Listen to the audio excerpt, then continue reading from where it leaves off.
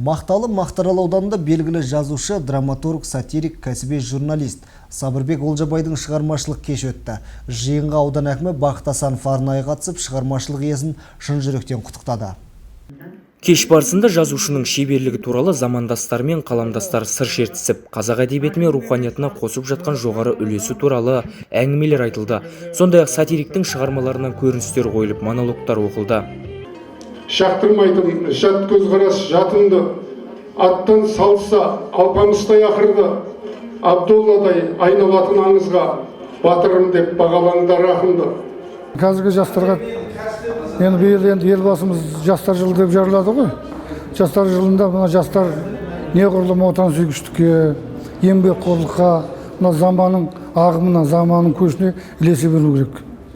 Ал енді қанша жерден жаңағы қулық жасап, анау оқытушыларды, басқаларды алдап ақшамен сатып аламын, қазір диплом деген қолда оңай ғой деп ойлайтын болса, бұл бүгінгі өмірге сай келмейді. Өйткені қазір ешнәрсе білмесең, сен бәрібір мынау өзеннің толқынында сыпырылып түсіп қалу керек. Қалуы мүмкін да. Сондықтан қазақ жастары, біздің қазақ жастары өте талантты.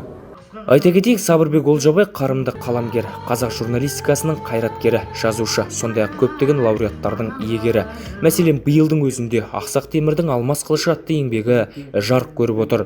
Кеш туралы айтсақ, Сабырбек Олжабайұлымен жақсы бір кездесу өтті. Ақын, журналист, әрі сатирик. Ол өзінің осы кітапқа түспеген дүниелерін қазіргі өсіп келе жатқан жастарға өте кітапқа түспей қалған дүниелерін өте бір әсерлі деңгейде жеткізді. Біз бүгінгі кеш өте жоғары дәрежеде өтті. Бүгін мектеп оқушыларын алып келдік.